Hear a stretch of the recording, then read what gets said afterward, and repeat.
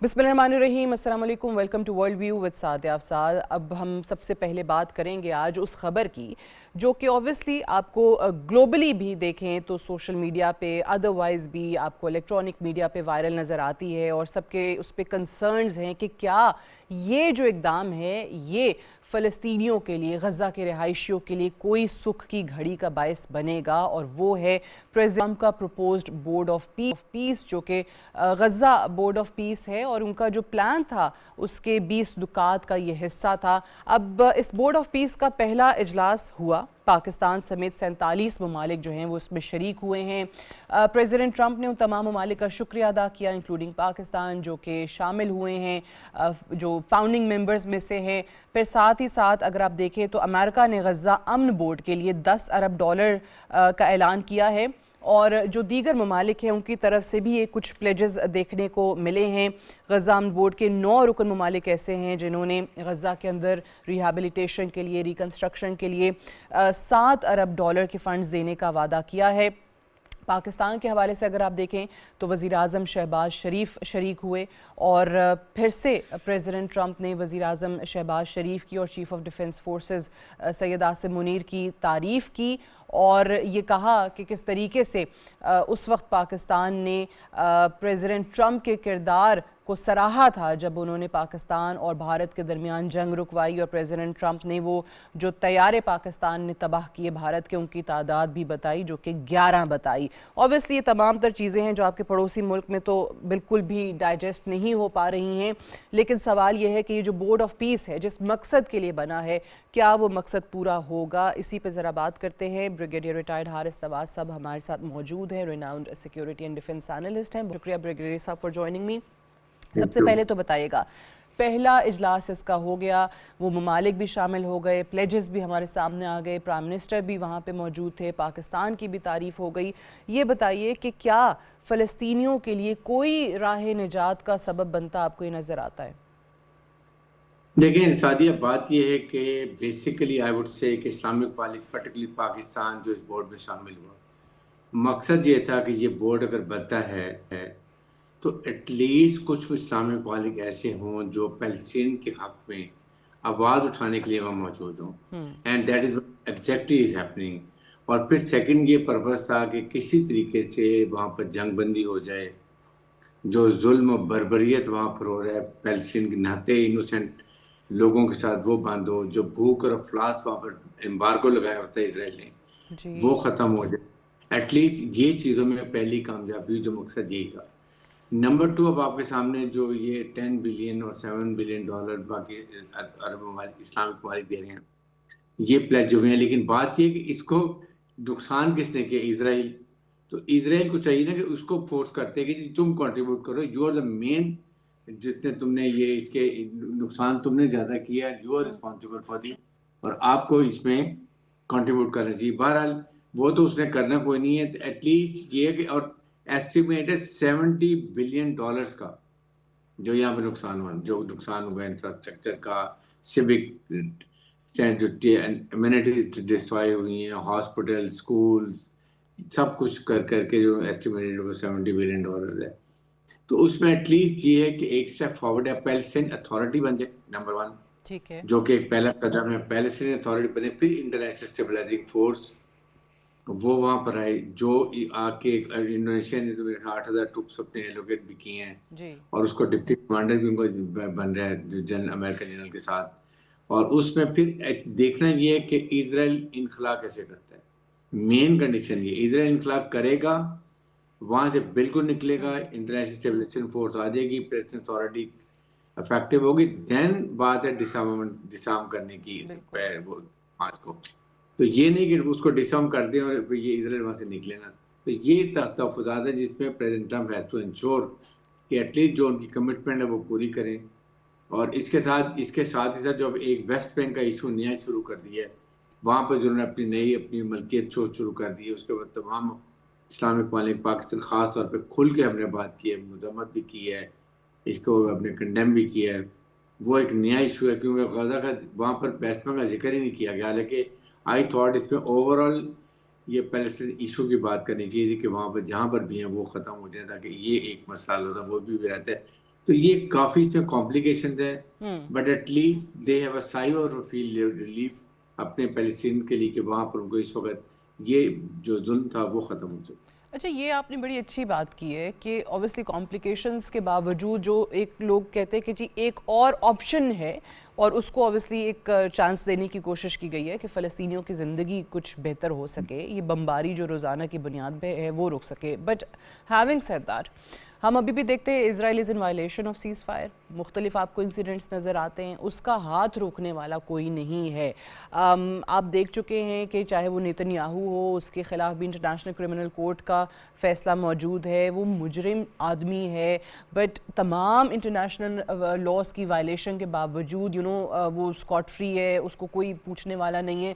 सो ये कौन make sure करेगा कि ये वायलेशंस जब तक सीज़ फायर की रहेंगी, जब तक ये इक़दामात रहेंगे, इनके होते हुए कोई भी पीस रेजोल्यूशन के लिए इक़दामात जो हैं वो उतने इफ़ेक्टिव नहीं होंगे? लेकिन इसमें आई फील कि इसी पीस बोर्ड में ये डिस्कस होना चाहिए और बल्कि पास होना चाहिए कि henceforth there will be no ceasefire violation. In case of any side violating should be informed, peace board को बताएं और वहां से डिसीजन होगा। उसके बाद जैसे पीस कीपिंग फोर्स होती है, जब तक वहां पर इंटरनेशनल स्टेबलाइजेशन फोर्स नहीं है तो they have to inform them और उसके बाद रेमेडियल मेजर हो। बट यूनिलेटरली किसी हालत में भी इसराइल को ये एक्शन नहीं करना चाहिए जो कि वो की कॉन्टिन्यूस कर रहा है। उसमें भी काफ़ी पैलेस्टीन को शहीद किया जा चुका है, तो ये भी इट्स पार्ट ऑफ। लेकिन देखें वहाँ इस्लामिक वाले गए हुए हैं, they have to find it out, they have to figure it out कि जी ये एक इशू है। And we all strongly recommend कि Israel has to be told not to do any violation, no bombardment, no killing of innocent people till they inform the peace board और वहां पर वो डिसीजन हो कि what action is taking and then they have to taking action। ये इसके ऊपर मेरे ख्याल में इसी बोर्ड में डिसाइड होना चाहिए। आई एम श्योर कि इसको होना चाहिए। अच्छा, ये एक और चीज़ जो अभी इंटरनेशनल स्टेबलाइजेशन फोर्स का आपने जिक्र किया, ऑब्वियसली सबसे अहम नुक्ता इसमें है जिस पे बड़ी बहस भी हो रही है, डिबेट हो रही है कि पाकिस्तान को भी हिस्सा बनना चाहिए नहीं बनना चाहिए। अभी तक जो बताया जा रहा है, जो इस फोर्स के कमांडर है मेजर जनरल जेस्पर जेफर्स, उन्होंने भी कहा कि जी इंडोनेशिया है, मराकश है, कज़ाकिस्तान, कोसोवो, अल्बानिया, इन्होंने तो हज़ारों फ़ौजी भेजने का वादा कर दिया है, जबकि जॉर्डन और इजिप्ट जो हैं वो पुलिस ट्रेनिंग की बात कर रहे हैं। अब ये इंटरनेशनल स्टेबलाइजेशन फोर्स का जो मामला है, इसमें भी ऑब्वियसली काफ़ी चीज़ें क्लियर नहीं हैं। आप क्या देखते हैं कि स्कोप क्या हो सकता है, इनका मैंडेट क्या होगा? जो रिहैबिलिटेशन रिकंस्ट्रक्शन वर्क है उसको होता हुआ वहाँ पे कैसे ये अपनी ड्यूटी सर अंजाम देंगे, और उसमें पाकिस्तान के हवाले से क्या आपको लगता है कि ये फैसला होना चाहिए या नहीं? देखिए बेसिकली इसके अंदर तो ये होना चाहिए, पहले तो इसको जाके वहाँ पर मौजूद पहुँचे और उसके बाद ये इजराइल का इनखला वहाँ से होना चाहिए ठीक है। 100%। ताकि इनखला होगा तो अगला स्टेप हो सकता है। सेकंड, पैलेस्टीनियन जो अथॉरिटी है उनको इनको बेफर्क सपोर्ट करना चाहिए to maintain law and order, to maintain secure environments, ताकि वहाँ पर वो अपना काम कर सकें। उसके साथ है जब इजिप्ट और दूसरे जॉर्डन दो पुलिस ट्रेनिंग शुरू करते हैं, वहाँ पर उनको सिविक ट्रेनिंग देनी शुरू कर देते हैं, वो चीज़ें साइड बाई साइड चलेंगी till the time they will have to act as. इन चीज़ों के लिए भी उनको यही काम करने पड़ेंगे, लेकिन उसमें क्लियर होना चाहिए कि हमास की डिसार्म करना कब है, शामिल है नहीं है, किस तरीके से होगा, ये एक प्रॉपर तरीके से उसका एक टर्म ऑफ रेफरेंस में लिखा जाना चाहिए ताकि नोबडी शुड ओवर स्टेप करे पावर्स के लिए और मिसअंडरस्टैंडिंग। और पाकिस्तान भी इसीलिए रिलक्टेंट है कि अभी तक उनके जो ड्यूटीज हैं इंटरनेशनल स्टेबलाइजेशन फोर्स के ऊपर क्लैरिफाई नहीं की गई, विच इज़ वेरी इंपॉर्टेंट। अब वो जो जनरल कमांडर बने हैं और वो डिप्टी कमांडर बनते हैं, या वो वर्कआउट करें और वो पीस बोर्ड में लेके जाएं और वहाँ पर उसको अथेंटिकेशन की जाए कि yes this is what is the role of. सबसे पहले ये फोर्स जाए इसराइल वहाँ पर क्यों है कि हमास को दूर रखना है। जब इंटरनेशनल स्टेबलाइजेशन फोर्स आ जाती है तो इसराइल का कोई रीज़न नहीं है कि वहाँ पर है, और इसराइल विथड्रॉ होने का मतलब है कि that mean Israel serious to maintain peace in this region. और this will be first step कि एक स्टेप होगा कि हमास को डिस्टर्ब करने के लिए कहीं ना कहीं बाद में जब हालात ठीक होते हैं तो वो इस्लाम होगी। अगर इसराइल का एक सोल्जर भी वहां रहेगा, मेरे ख्याल में हमास विल नेवर डिसआर्म। ये अब देखना ये कि इस पे किस प्रोफेशनल तरीके से इसको एटीट्यूड लेते हैं, लेकिन हर बात जगह पर अमेरिकन होना मीन्स कि इसराइल की सपोर्ट होगी, इसराइल की बात को अहमियत दी जाएगी। इससे बहुत फर्क पड़ता है। वाई नॉट कि यहाँ पर इस वक्त एक न्यूट्रल मुल्क का जो है वो कमांडर होता, बजाय इसके कि अमेरिकन ने अपना प्रेसिडेंट भी उनका, उसके बाद पीस बोर्ड का चेयरमैन जो है वो भी टोनी प्लेयर, उसके बाद कमांडर भी स्टेबलाइजेशन फोर्स का कमांडर भी अमेरिकन। तो ये चीज़ें डाउट क्रिएट करती हैं, that has to be clarified. और इसी पीस बोर्ड में वेस्ट बैंक का भी डिसीजन आना चाहिए कि कम से कम उसका भी क्लियर करे। दिस इज नो वे कि वो जाके अपनी हर जगह पर मलकियत शो कर रहे हैं, उसके बाद वहाँ सेटलिंग भी शुरू कर दें और वहाँ पर कोई प्रॉब्लम भी and everybody keep it, but where the reaction of American, इसके ऊपर कोई रिएक्शन नहीं है। तो ये सारी चीज़ें काफ़ी डाउट इटसेल्फ क्रिएट करती हैं और अमेरिकन किरदार को भी इसमें वो डाउट क्रिएट कर देता है। तो आई थिंक इसके अंदर सर्टेन चीज़ें नीड टू बी क्लैरिफाइड। ठीक है, आपने बड़ा अहम नुक्ता एक हमास डिसआर्मामेंट के हवाले से रेज़ किया, क्योंकि उस पर अभी कोई ख़ास पेशरफ्त नज़र नहीं आती है। आपको क्या लगता है अंडर दीज सर्कमस्टांसेस इस वक्त क्या चीज़ हमास की तरफ से, क्या फ़ैसला आ सकता है? वो मुल्क कतर जो सालिसी का किरदार अदा कर रहा था, जिसने हमास को टेबल पे बिठाया था, इज़राइल और हमास अपने मामलात कैसे तय करते हैं उस चीज़ को वो देख रहा था, लेकिन फिर इज़राइल ने क्या किया कि कतर पे ही वो जो मुल्क सालिसी का किरदार अदा कर रहा था, जो हमास को टेबल पे लाया था, उस पे ही हमला कर दिया। सो इस सिचुएशन के अंदर आपको क्या लग रहा है कि हमास असलहा छोड़ने को तैयार होंगे? और पाकिस्तान की तरफ से ये कितना अच्छा इक़दाम है कि पाकिस्तान हमास के डिसआर्मामेंट में कोई किरदार अदा करने को तैयार नहीं है, अपने आप को उससे दूर रखे हुए है? देखिए, पाकिस्तान की पॉलिसी डिप्लोमेसी बहुत ही स्ट्रॉन्ग जा रही है और पाकिस्तान के कल भी प्राइम मिनिस्टर ने खुल के इसराइल को कंडेम किया है, क्रिटिसाइज किया है जी। और जो वायलेशंस कर रहे हैं उसके ऊपर भी बड़ी क्लियर बात की है और हमने मेरे ख्याल में कोई कसर नहीं छोड़ी है, जितना होना चाहिए था हमने किया। और ये इसीलिए Pakistan is reluctant to send international stabilizing force में उसका हिस्सा बने। हालांकि हमारा peace keeping UN peace keeping force पे बहुत कंट्रीब्यूशन है and we are troops are most experience in that side. लेकिन बात यही है कि वी डोंट वांट कल के ये बात हो जी कि हमारे और पैलेस्टीन के जी कि पाकिस्तान नेट कम उसने इनको डिसम करने में इसराइल की या पीस बोर्ड की स्टेबलाइजिंग फोर्स की मदद की है। तो इसके लिए इम्पोर्टेंट ये है कि इनको दोनों को, इसराइल को और ये हमास को जरूर बिठाना चाहिए। नाउ इज द टाइम जब पैलेस्टीन अथॉरिटी वहाँ इफेक्टिव होती है और वहाँ पर इंटरनेशनल स्टेबलाइजेशन फोर्स आ जाती है, दैट इज द टाइम कि इसराइल और हमास के नुमाइंदे जो भी मेडिएट कराता है न्यूट्रल मुल्क, वो बैठ के कराए कि what are the time when Israel withdraw करता है, कंप्लीट इनखला करता है और उसके बाद Israel will never come inside. और फिर हमास की क्या कंडीशन है कि वो कैसे चाहते हैं, फिर वहाँ प्रवाह मीडिया निकाल के गिव एंड टेक करके फाइनल इसको हल निकालना चाहिए।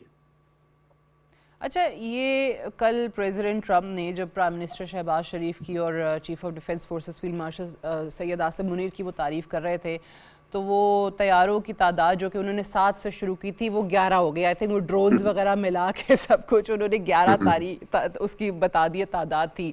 सो ये चीज़ कैसी गुजर रही है इंडिया पे? और फिर दोबारा से जो हमारी लीडरशिप की तारीफ़ें हैं, चाहे वो मिलिट्री लीडरशिप है, चाहे ओबियसली इस मुल्क के चीफ एग्जीक्यूटिव है, आप उसके हवाले से क्या राय रखते हैं इस वक्त? कल आपने सुना तो कैसा ख्याल लगा 11? इसका मतलब ये है कि president Trump is terribly annoyed with American ये इंडियन लीडरशिप वन, और वो भिगो भिगो के जूते इनके मुंह पे मार रहे, इनको इतना जलील कर रहे हैं, इनको समझ नहीं आ रहा। अगर क्योंकि इनको प्रेसिडेंट को पता है कि मैंने सीजफायर करवाई, मुझे इंडियन ने अप्रोच किया और उसके बाद मैंने ये जंग रुकवाई जिसका पाकिस्तान ने एक्नॉलेज किया, क्रेडिट दिया, नोबेल प्राइज के लिए रिकमेंड कराया एवरीवेयर। कल भी प्राइम मिनिस्टर ने कहा कि 2.5 मिलियन 25 मिलियन जो साउथ एशिया के लोगों को इन्होंने बचाया और सीज फायर कराई। पीस पर्सन, बहुत तारीफ की गई और प्रेसिडेंट ट्रम्प को तारीफ पसंद भी है बाय द वे, कि वो भी बात हुई, फील्ड मार्शल की बड़ी तारीफ की कि is a fighter, I like him, हर लिहाज से उनके तो ये जितनी तारीफ करते हैं उतना इंडिया को तकलीफ होती है। बट तो ये प्रेसिडेंट ट्रम्प क्यों इतना इनको जलील क्यों करते हैं? देखें, वो ही is Modi's dear friend, Modi जब भी उनके लिए लिखते, वो लिखते ट्रम्प के लिए माय डियर फ्रेंड। वो लिखते तो हैं, देखें, एक डिप्लोमेटिक लैंग्वेज होती है, एक वन डिप्लोमेसी साइडेड। होती है। डिप्लोमेसी डिप्लोमेसी में इनको ये करते हैं, लेकिन वैसे वो तो ठीक ठाक इनको हर फोरम पे एम्बेरस कर रहे हैं। और honestly India is total isolated. आप देख लें, हमारे रीजन में देख लें, बांग्लादेश कहाँ, ईरान ने इसको निकाल दिया, बांग्लादेश ने निकाल दिया, पाकिस्तान चाइना से वैसे ताल्लुकात खराब हैं, और छोटे ममालिक सारे इनके खिलाफ है। Where is India? Nowhere. And this is, ये मेरे ख्याल में ब्लेसिंग डिस्गाइज पाकिस्तान के लिए हुई है।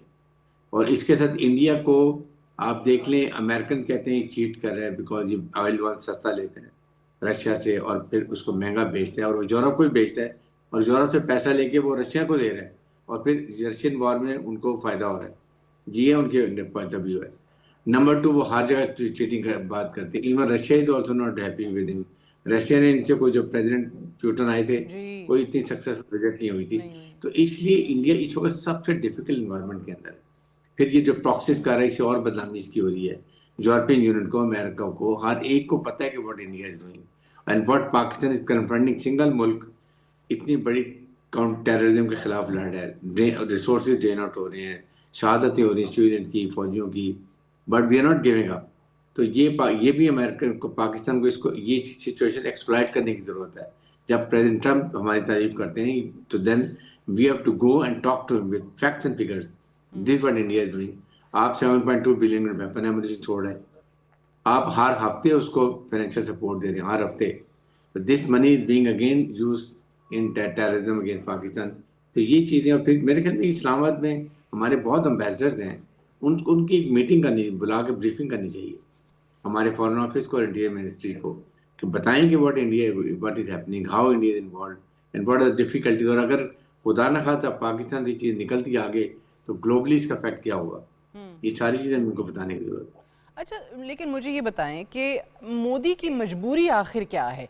प्रेसिडेंट ट्रम्प जो हैं वो बार बार बताते हैं जहाज़ गिरा दिए, मोदी खामोश रहते हैं। फिर वो बताते हैं कि जी इंडिया ने राब्ता किया था कि मुझसे कहा सीज़ फायर करवा दो, मैंने सीज़ फायर करा दी, वो भी वो एडमिट नहीं करते, उस पर भी खामोशी होती है। ट्रेड डील हो जाती बिल आखिर, लेकिन ओबियसली उसकी भी तफसीलात मोदी जो है वो नहीं बताते हैं। इंडिया के अंदर उस पर भी क्रिटिसिज्म आता है कि जी हमारा किसान मर जाएगा इस ट्रेड डील की वजह से, कुछ नहीं सुना जाता है। प्रेसिडेंट ट्रम्प तफसील बताते हैं बाकायदा सोशल मीडिया पे कि जी हमारे प्रोडक्ट्स के लिए ज़ीरो टैरिफ होगा, लेकिन बाकी जो इंडिया की तरफ से सरमायाकारी है हमारे मुल्क में वो भी की जाएगी। वो $500 बिलियन की इन्वेस्टमेंट का भी बता देते हैं। मोदी वहाँ पे भी खामोश रहते हैं, वो उसकी डिटेल्स भी नहीं बताते। सो कांग्रेस जो सवाल उठाती है कि जी क्या मजबूरी है, क्यों नहीं बोलते हैं? प्रेसिडेंट ट्रम्प अगर गलत कह रहे हैं तो बता दें कि जी he is lying and obviously I haven't said anything to this sort, जो जंग से रिलेटेड है, सीज फायर से रिलेटेड है, व्हाटएवर इट इज़। क्या जो कांग्रेस का एक दावा है कि फिर से उनको लगता है कि एप्स्टीन फाइल में कुछ ऐसा है मोदी जी के हवाले से कि वो सरेंडर करने को तैयार हैं? देखें, बात यह है कि जब आप एक झूठ बोलते हैं तो उसके बाद आपको 100 झूठ बोलने पड़ते हैं। This is the basic problem. अब ये फंस चुके हैं। अपनी कौम को क्या मुंह लेकर दिखा के बताएंगे कि यस हमारे 7-8 जहाज गिरे, 2-3 ड्रोन गिरे, हमें बहुत बुरी तरह शिकस्त हुई, हमने जाके प्रेसिडेंट ट्रम्प के पाँव में गिर गए, उसने माफ़ी मांगी कि खुदा के लिए बचाएं, पाकिस्तान आसमान से हमारे पर पता नहीं कौन सी मिसाइल मार रही है, आफत आ गई जो हमारी संभाली नहीं जा रही है। इनको वैसे ऑनेस्टली अंदाजा नहीं था कि पाकिस्तान क्या कर सकता है और क्या हुआ इनके साथ। तो जिसकी वजह से ये अब मानते नहीं है, क्योंकि फिर इनको अवाम भी जूते मारेगी, फौज की भी बेइज्जती होगी, ऑपोजिशन भी इनको मारेगी, दुनिया भी इनकी बेइज्जती करेगी। This the only reason. और उसके लिए झूठ पे झूठ बोल रहे हैं। और नरेंद्र मोदी और जयशंकर, इन लोगों के लिए झूठ बोलना इज वेरी सिंपल। ये आदि है झूठ बोलने के, एम्बेरस होने के, इनको कोई फर्क नहीं पड़ता।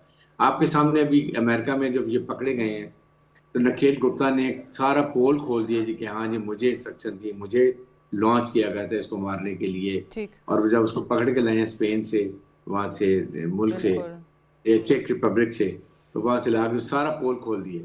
ये फिर भी नहीं मानेंगे। और एक और जो दूसरा गुप्ता भागा हुआ है, वो आपके सामने, वो इन रॉ ने इंडिया में रखा हुआ है और अमेरिकन को पता है, आप वो भी मांगेंगे। तो इनके लिए तो कुछ छुपने की जगह ही नहीं है। पता है कि कनाडा में क्या किया, पाकिस्तान में क्या किया, अमेरिका में क्या किया, यूके में क्या तो किया, खामोशी के अलावा इस ऑस्ट्रेलिया वक्त में इनके क्या, पास कोई और ऑप्शन है नहीं नथिंग। सो बचा दैट्स व्हाई दे आर नहीं। Just avoiding it. Brigadier Haris Tamar Sahab, thank you very much for joining us on World View. We'll take a short break. Stay tuned.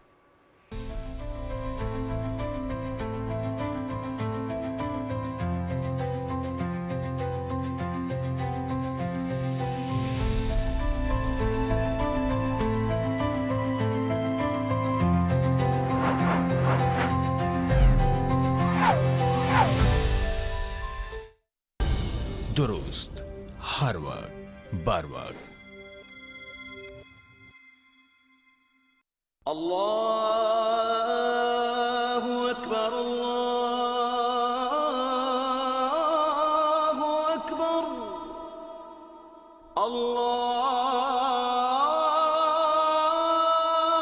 अल्लाहु अकबर, अल्लाहु अकबर। अशहदु अन ला इलाहा इल्लल्लाह,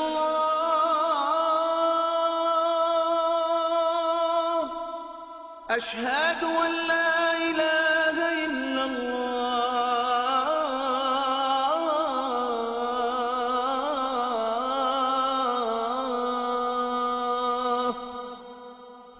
अशहदु अन्न मुहम्मदर रसूलुल्लाह,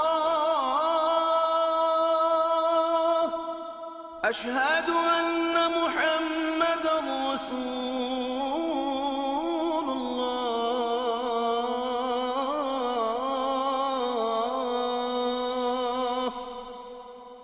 हय्य अला अस्सलाह, हय्य अला अस्सलाह,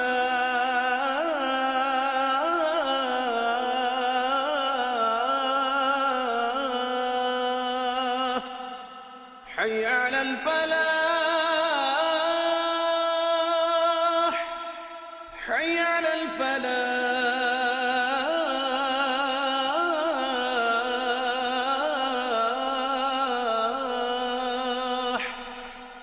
अल्लाहु अकबर, अल्लाहु अकबर, ला इलाहा इल्लल्लाह।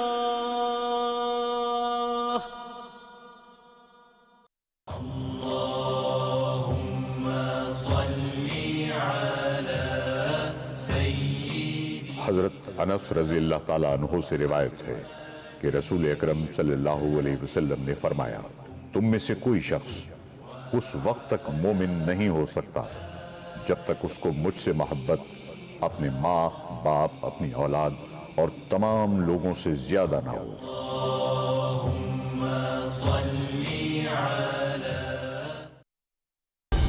दुरुस्त हर वक्त बार वक्त।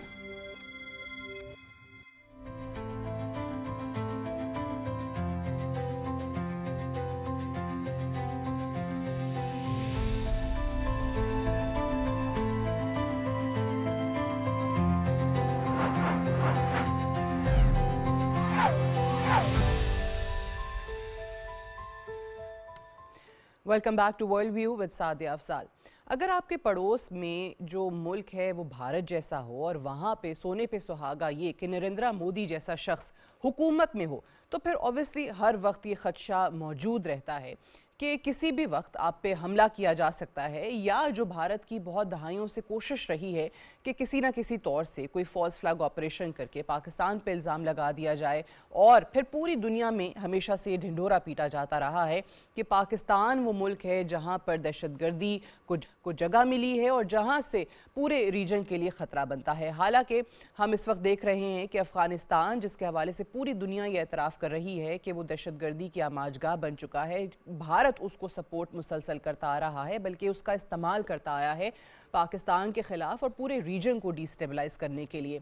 अब अगर हम देखें जो इस वक्त मकबूजा कश्मीर की हालत है, पहले जैसे स्पेशल स्टेटस जो है वो ख़त्म किया गया, फिर वहाँ पर बाहर से लाकर लोगों को बसाया गया, लोगों के डोमिसाइल्स जो हैं वो तब्दील किए गए और हिंदुओं की आबादी को वहाँ पर फ़ौक़ियत दी जाती रही, उनकी तादाद वहाँ पे बढ़ाने की कोशिश की जाती रही और पहलगाम को जवाज़ बना के पहलगाम फर्स्ट फ्लैग ऑपरेशन की आड़ में इस वक्त कुछ और मोदी हुकूमत के मज़मूम अज़ाइम हमारे सामने आए हैं और वो क्या है कि मकबूजा जम्मू कश्मीर में काबिज़ भारतीय फोर्सेस ने मज़ीद 43 चौकियाँ कायम कर दी हैं। मकबूजा जम्मू कश्मीर में काबिज़ फोर्सेस की हर चौकी में बताया जा रहा है कि जी 25 एहलकार तैनात होंगे। दी टाइम्स ऑफ इंडिया ने इसको रिपोर्ट किया है और ये 26 चौकियां कश्मीर डिवीज़न और 17 जम्मू डिवीज़न में कायम की गई हैं। जो भारतीय सेंट्रल रिज़र्व फोर्स है उसने भी इन ठिकानों के लिए ख़ास साजो सामान हासिल किया है। दी टाइम्स ऑफ इंडिया ने बाकायदा इस पर स्टोरी की है, तफसीलात बताई हैं। अब ये इक़दामात क्यों किए जा रहे हैं? ज़ाहिर है इस वक्त जो एक इंतहा पसंद सोच पर मबनी हुकूमत वहाँ पर मौजूद है जो ऑलरेडी बहुत ज़्यादा मनफी ख़बरों की जद में है। अगर आप इंटरनेशनली भी देखें तो उनका जो एक परसेप्शन बनाया गया था बहुत मेहनत करके, बड़ी आई थिंक लॉबिंग के बाद एक जो इमेज बना था भारत का, वो अब उनको खुद मिसमार होता दिखाई दे रहा है।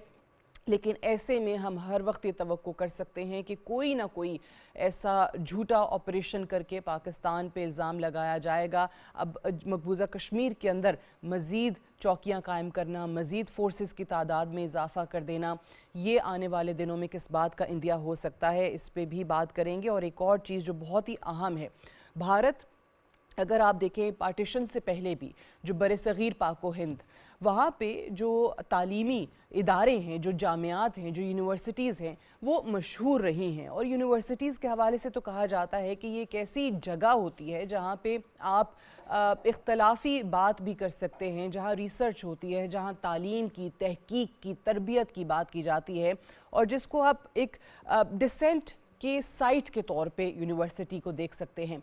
लेकिन पिछले दिनों से कुछ ऐसी खबरें आ रही हैं कि ये तमाम जो बड़ी यूनिवर्सिटीज़ हैं वहाँ पर क्या हो रहा है, वहाँ पर कैसे हुकूमत की तरफ से लोगों को कोई भी एक ऐसी न्यूट्रल बात करने से रोका जा रहा है जिससे इस हुकूमत को खदशा हो कि शायद कहीं पर वो बात उनके खिलाफ जाती है। एक पिछले दिनों यूनिवर्सिटी ऑफ मुंबई का आपने देखा होगा कि इंसिडेंट हमारे सामने आया कि जिसमें नसीरुद्दीन शाह, जिनको जो एक्टर हैं, ऑब्वियसली एक जाना माना नाम है, उनको वहाँ पर एज गेस्ट स्पीकर बुलाया गया था और फिर उसको विड्रॉ कर लिया गया उस इनविटेशन को। क्योंकि वो मुसलमान हैं। फिर इसके अलावा एक और भी मुंबई यूनिवर्सिटी के अंदर इसी तरह का एपिसोड हुआ था जहाँ पे एक और गेस्ट को इनवाइट किया गया था, टॉपिक ऐसा रखा गया था, उसको कैंसिल करवा दिया गया। फिर पिछले दिनों एक और भी खबर हमने इसी तरीके से देखी, जो इंडियन इंस्टीट्यूट ऑफ टेक्नोलॉजी है उसमें भी एक कॉन्फ्रेंस जिसका टाइटल था critical philosophy of caste and race. बहुत ज़्यादा इस कॉन्फ्रेंस को पॉलिटिकल प्रेशर का सामना करना पड़ा कि कास्ट पे और रेस पे आखिर यहाँ पर बात हो क्यों रही है, ये डिबेट क्यों हो रहा है। सो ऐसे आपको मुख्तलिफ इंसिडेंट्स नज़र आ रहे हैं। ख़ास तौर से अगर कास्ट और रेस से हट के भी आप ओवरऑल माइनॉरिटीज़ की सिचुएशन वहाँ देखते हैं तो वो भी अच्छी नहीं है। मुसलमानों के साथ जो हो रहा है वो हमारे सामने है। आज ही अगर आप देखें तो सोशल मीडिया पे एक वीडियो वायरल हुई है कि जिसमें रमज़ान का महीना है और एक मुसलमान है, ट्रेन पे सफ़र कर रहा है, बुज़ुर्ग आदमी है और वो कुरान पढ़ रहा है और उसको वहाँ पे ज़दोकोब किया जाता है, उस पे मारपीट होती है कि वो कुरान चलती ट्रेन में क्यों पढ़ रहा है। फिर आपने क्रिसमस के मौके पर देखा जो वहाँ क्रिश्चियंस की हालत हुई, जैसे उनके चर्चेस को तबाह किया गया, जैसे उनको अपनी मजहबी रसूमात अदा करने से रोका गया। ये तमाम इंसिडेंट्स क्या आप इनको आइसोलेटेड इंसिडेंट के तौर पे देख सकते हैं या जो ओवरऑल इस वक्त शिद्दत पसंदी माशरे के अंदर बढ़ रही है, आने वाले दिनों में ये क्या रुख इख्तियार कर सकती है और क्या ऐसे में जब भारत को सफारती हलकों में सुबकी का सामना हो, क्या इन चीज़ों की तरफ जहां बुनियादी इंसानी हुकूक की वायलेशन हो, इस पे भी कोई पूछगछ हो सकती है या नहीं? इन तमाम चीज़ों पे बात करेंगे। I am joined by a very seasoned diplomat, former foreign secretary ambassador Ejaz Chaudhry sahab. बहुत बहुत शुक्रिया ambassador sahab for joining me on world view. सबसे पहले तो आई थिंक मैं स्टार्ट करती हूँ जो जम्मू कश्मीर की इस वक्त हालत है। देख रहे हैं कि जो वहाँ तहरीक है उसको दबाने की हर मुमकिन कोशिशें की जा रही हैं। ऑलरेडी इतनी भारतीय फोर्सेस वहाँ मौजूद है, मज़ीद ख़ास तौर से जम्मू डिवीज़न के अंदर और जो कश्मीर डिवीज़न के अंदर जो 26 और 17 चौकियां कहा जा रहा है बना रहे हैं, इसकी क्या लॉजिक है, इसका क्या जवाज़ है वहाँ, और तादाद आपको क्यों लगता है बढ़ रही है इस वक्त? जी शुक्रिया सादिया साहबा।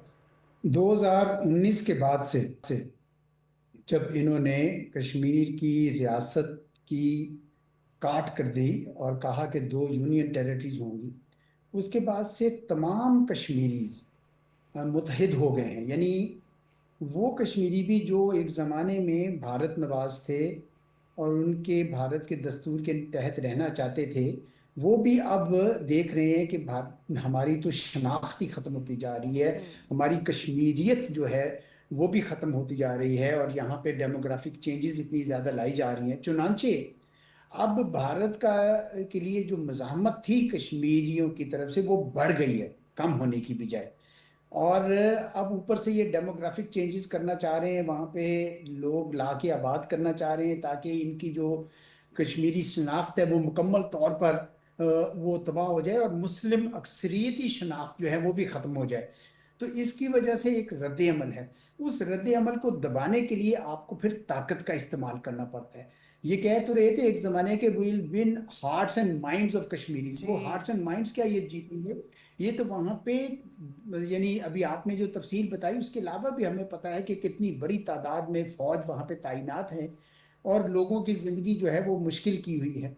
ये एक लिहाज से कश्मीर के हवाले से अपनी भी एक भारत की पॉलिसी है, लेकिन ये उस पॉलिसी का तसलसल भी है जो मेनलैंड इंडिया में, यानी जिसकी आपने बहुत सारी अभी मिसालें दी हैं कि किस तरीके से माइनॉरिटीज़ के खिलाफ, मुसलमानों के खिलाफ, ईसाइयों के खिलाफ ये जो एक हिंदुत्व के तहत जो एक जज्बा उभर रहा है कि जी हमने भारत को एक हिंदू रियासत बनाना है जिसमें कोई और माइनॉरिटीज़ नहीं रह सकती, ये बहुत ही ख़तरनाक वहाँ पे मामला चल पड़ा है।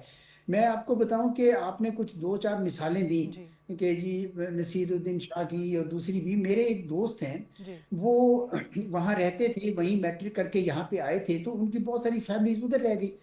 तो उनके एक भांजे जो बड़े कामयाब थे जोधपुर में और प्रिंटिंग प्रेस था उनका, तो वो कहने लगे कि एक दिन उनका जो हिंदू पार्टनर था उसने कहा कि भाई आप कारोबार उसी तरह जारी रखें, लेकिन जो लेटर्स जाते हैं उसमें आप अपना नाम ना लिखें, सिर्फ मेरा नाम लिखें, क्योंकि मुझे धमकी आई है कि आपका प्रिंटिंग प्रेस जला देंगे। वो एक मुसलमान, तो उन्होंने मुझे ये बताया कि मैंने फिर कुछ दिनों बाद पूछा, कुछ अरसे बाद, कि भाई क्या हाल है? क्या लगे वो जोधपुर से अब अलीगढ़ शिफ्ट हो गए हैं मुस्लिम कम्युनिटी में, क्योंकि वहाँ पे उनके खिलाफ जो है ना उनको महसूस हो रहा था कि मुसलमानों के खिलाफ बहुत मामला बढ़ता जा रहा है। तो ये जो फिजा बना दी है भारत में मोदी साहब ने, मोदी साहब की जो लेगेसी है भारत के लिए वो ये बनी है कि इन्होंने भारत को तकसीम दर तकसीम कर दिया है। उसका नतीजा ये हो रहा है कि भारत का चेहरा दुनिया के सामने मस्क हो गया। बल्कि मैं ये कहूँगा कि वो जो एक विनियर लगाया हुआ था सेकुलरिज्म वाला वो उतर गया है और अब ये भारत का वो चेहरा सामने आ रहा है जिसको मोदी साहब दिखाना चाह रहे हैं और दुनिया भर में आपको पता है कि उस बारे में तशवीश पाई जाती है। जी अच्छा, ये जो यूनिवर्सिटीज़ वाली बात है ये बहुत ही तशवीशनाक है। हम हमेशा से देखते हैं यूनिवर्सिटीज़ हैव बिन, दुनिया भर में have been considered as sites of dissent. तालीम है, तरबियत है, तहकीक है, ख़ास तौर से इंडियन यूनिवर्सिटीज़, कायद आज़म जो हैं वो बॉम्बे से पढ़े, फिर अलीगढ़ यूनिवर्सिटी से कितने मुसलमान हमारे जो अब ऑब्वियसली जो बाद में बनने वाले पाकिस्तान के लिए जद्दोजहद करते रहे वो वहाँ से पढ़ते रहे हैं। लियाकत अली ख़ान हैं, सर सैयद हैं। सो ये तमाम तर चीज़ें किस जानिब इशारा है? यूनिवर्सिटी से तो बाकायदा मूवमेंट्स चला करती थी, स्टूडेंट यूनियंस है, तहरीक है, बात हो रही है, क्या लाया अमल है, हुकूमतों को बताया जाता था। सो ये वहाँ पे क्या हो रहा है कि एक कॉन्फ्रेंस के एक छोटे से टॉपिक से भी लोग डरना शुरू हो गए? जी बिल्कुल सही कह रही हैं आप, क्योंकि जिस किस्म का शिद्दत पसंदी का, इंतहा पसंदी का माहौल वहाँ पे पैदा हो गया है, इसमें किसी भी शख्स के लिए बात करना कोई आसान नहीं है। बल्कि अगर कोई रीज़न की बात करे या जिस तरह मैंने सुना कि करण थापर, हालांकि वो तो उनकी अपनी कम्युनिटी के हैं लेकिन उनके खिलाफ FIR काट दी, या परवीन सानी साहब जब कोई बात करते हैं तो उनके प्रोग्राम्स को ख़त्म करने की कोशिश करते हैं।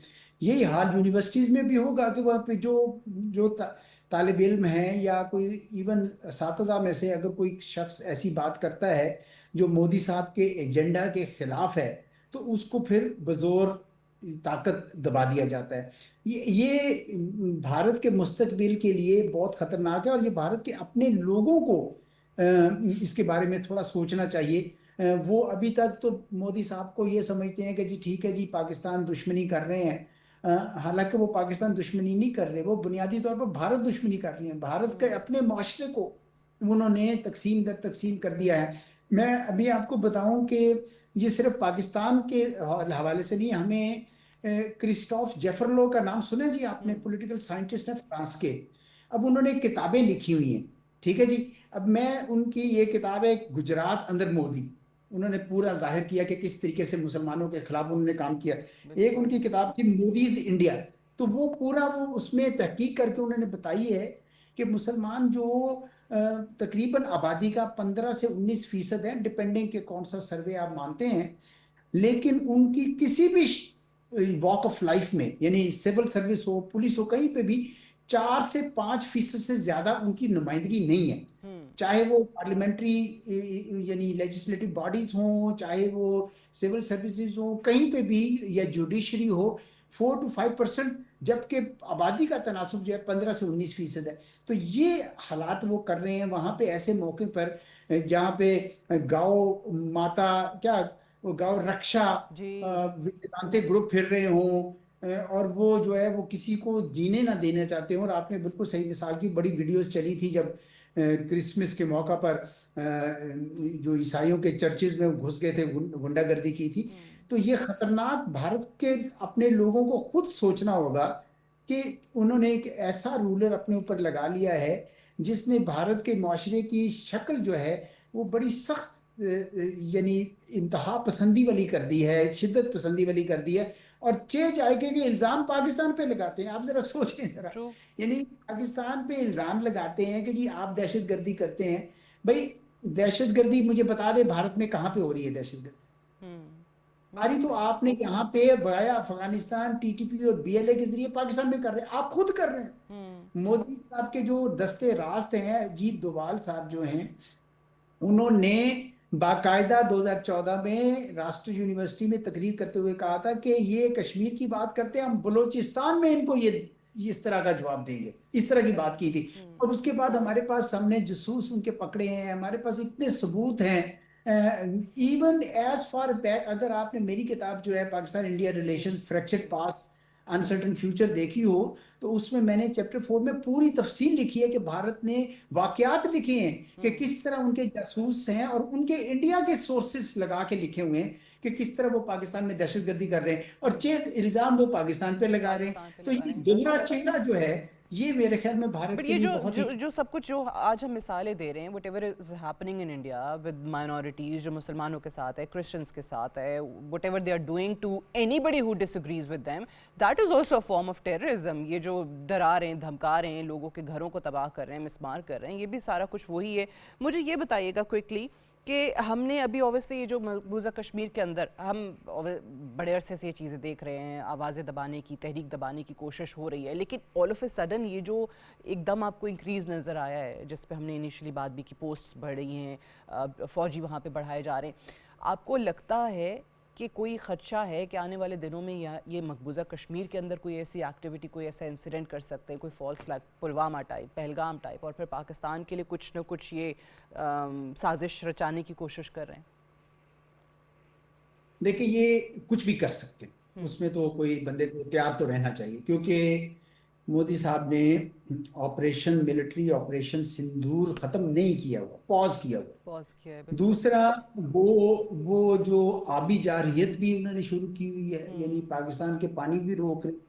और अब हम कुछ मंसूबे सोच रहे हैं, सुन रहे हैं कि चनाब का जो पानी है वो भी थोड़ा सा डाइवर्ट करना चाहते हैं। कुछ सतलुज के रावी का भी मैंने सुना है कि रावी का एक कतरा भी कहते हैं हम नहीं आने देंगे, वो उसको वो नीचे लेके जाएंगे। तो इस तरह के जो काम वो कर रहे हैं नेचुरली उसमें लोकल जो लोग हैं वो भी तो थोड़े से खौफजदा है ना कि भाई ये क्या हो रहा है, ये अथल पथल जो है ये किस किस्म की ये हुकूमत आई है कि इसके अंदर ना वो किसी हमसाये के साथ सही तरह रह सकता है, ना वो अपने अपने जो अपने लोग हैं यानी कि उनके मुल्क में जो बसते हैं नॉन हिंदूज जो हैं जी। उनका जो माहौल है, या इवन जो कास्ट के लोअर कास्ट के जो लोग हैं उनको आपने हिंदू मेजॉरिटी के तौर पर तो आपने शो कर देते हैं, लेकिन उनकी जिंदगी तो आपने खराब की हुई है, अगर उस पर कोई बात की जाए तो उसको भी आप रोकते हैं।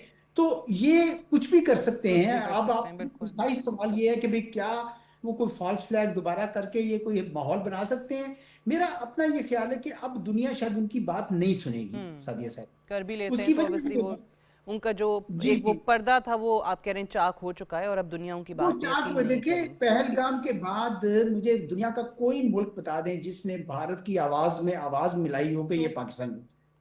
आई ठीक है होप जी। कि वहाँ पे बल्कि जो ये ह्यूमन कहा राइट्स की वायलेशंस हैं उस पे भी दुनिया उसी तरीके से बोले जैसे अदरवाइज आपको सफारती हलकों में भारत की सुबकी होती नज़र आती है, इस पे भी दुनिया का कॉन्शियस जागे जहाँ ह्यूमन राइट्स वायलेशंस हो रही हैं इंडिया में। बहुत देखिए बहुत शुक्रिया जी। वो इसलिए नहीं बोलते, वो इसलिए नहीं बोलते क्योंकि एक बड़ी मंडी है, ठीक है जी, बड़ा मुल्क है, आबादी ज्यादा है, तो मालिक ये देखते हैं कि हम अपना इक्तिसादी मफाद अपना तजारती मफाद क्यों कुर्बान करें, ठीक है, क्यों वो हमें करें, समझ दैट्स आती ट्रू। है। लेकिन ये जो भारत का प्रोपेगेंडा था पाकिस्तान के खिलाफ वो अब नहीं चलेगा, पहलगाम अब नहीं चलेगा, वो नहीं क्योंकि चलेगा, दुनिया के राइट। लोग समझते हैं कि Thank you very much, ये खुद Ambassador Aizaz दहशतगर्दी Chaudhary कर साहब, रहे for हैं। joining us today on World View. We'll take a short break here. Break से वापस आएंगे तो आप देख सकेंगे हमारा एडिटोरियल सादिया स्टेक।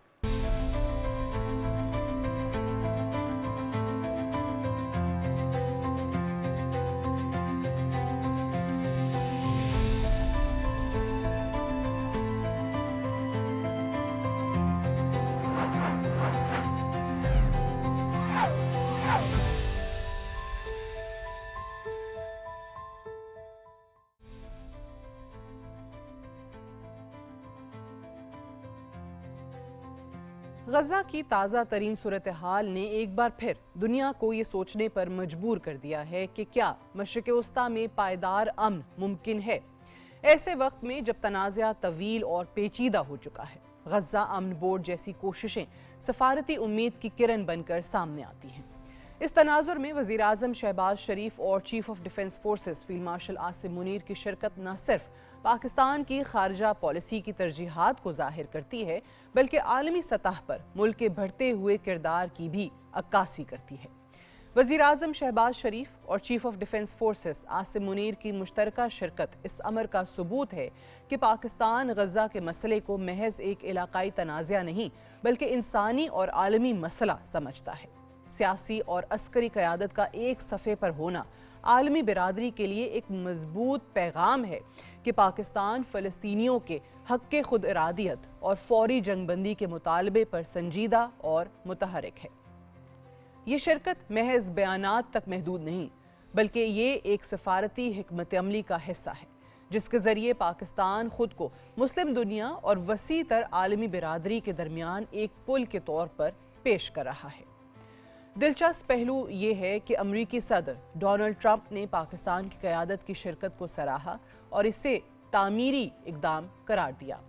सदर ट्रंप का ये बयान महज रस्मी तारीफ नहीं बल्कि इसमें सफारती इशारे पोशीदा हैं। अमरीका की सियासत में मशरिक़ वस्ता हमेशा एक कलीदी मौजू रहा है और अगर वाशिंगटन पाकिस्तान के किरदार को मुस्बत अंदाज में देख रहा है तो इस्लामाबाद के लिए एक अहम मौका है। सदर ट्रंप की तारीफ से ये तासुर भी मिलता है कि पाकिस्तान को एक जिम्मेदार और बाअसर रियासत के तौर पर तस्लीम किया जा रहा है जो बहरानों में सालसी या कम अज़ कम तामीरी किरदार अदा कर सकती है। ये अमर पाकिस्तान की आलमी साख के लिए फ़ायदेमंद साबित हो सकता है, ख़ास तौर पर ऐसे वक्त में जब आलमी सियासत नए इत्तेहादों और तवाज़ुन की तरफ बढ़ रही है। आलमी सियासत में पाकिस्तान की अहमियत कई अवामिल से जुड़ी है। सबसे पहले जोग्राफियाई महल वक़ू, जनूबी एशिया, मशरिक़ वस्ता और वस्ती एशिया के संगम पर वाक़ पाकिस्तान एक स्ट्रेटेजिक राहदारी की हैसियत रखता है। फिर सलामती का किरदार, दहशतगर्दी के खिलाफ जंग में पाकिस्तान की कुर्बानियों और तजुर्बा आलमी सतह पर तस्लीम शुदा हैं और एटमी ताकत, एटमी सलाहियत पाकिस्तान को आलमी ताकतों के लिए एक अहम रियासत बनाती है जिसे नज़रअंदाज नहीं किया जा सकता। इन तमाम अवामिल की रोशनी में गज़ा अमन बोर्ड में पाकिस्तान की मौजूदगी एक मंतकी और अहम पेशरफ्त है। गज़ा के अवाम तवील अरसे से जंग, मुहासरे और इंसानी बहरान का सामना कर रहे हैं। अमन बोर्ड अगर संजीदा और मौसर हो तो ये कई हवालों से फ़ायदेमंद हो सकता है। फौरी जंगबंदी के लिए आलमी दबाव बढ़ाना एक ऐसा कदम है जिस पे फ़ौरन काम हो सकता है। इंसानी इमदाद की बिला रुकावट फराहमी को यकीनी बनाना, वो भी आपको इससे नज़र आ सकता है। सियासी मुज़ाकरात के लिए एक काबिल कबूल फ्रेमवर्क तैयार करना और 2 रियासती हल जैसे देरपा हल की तरफ पेशरफ्त। पाकिस्तान जैसे ममालिक की शिरकत इस बोर्ड को इखलाकी जवाज़ और सियासी वज़न फराहम करती है।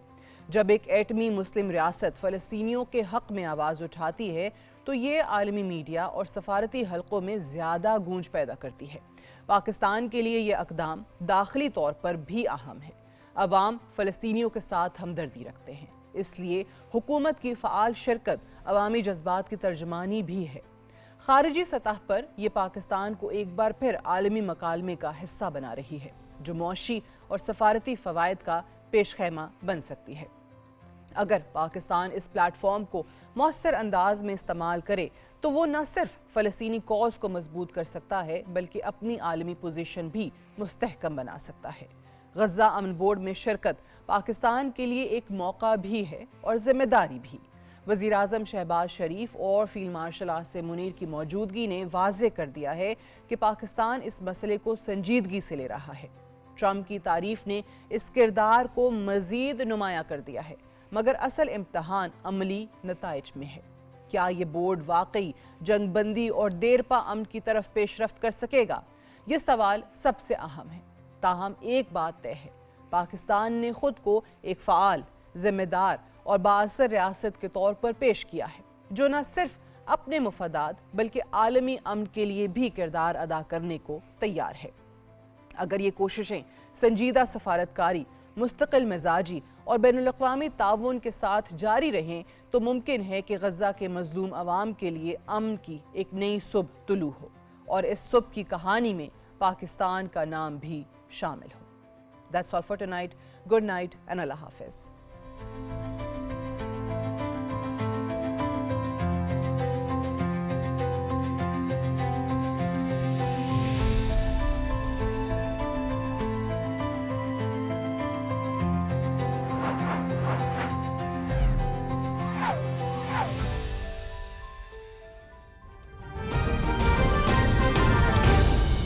दुरुस्त हर वक्त बार वक्त।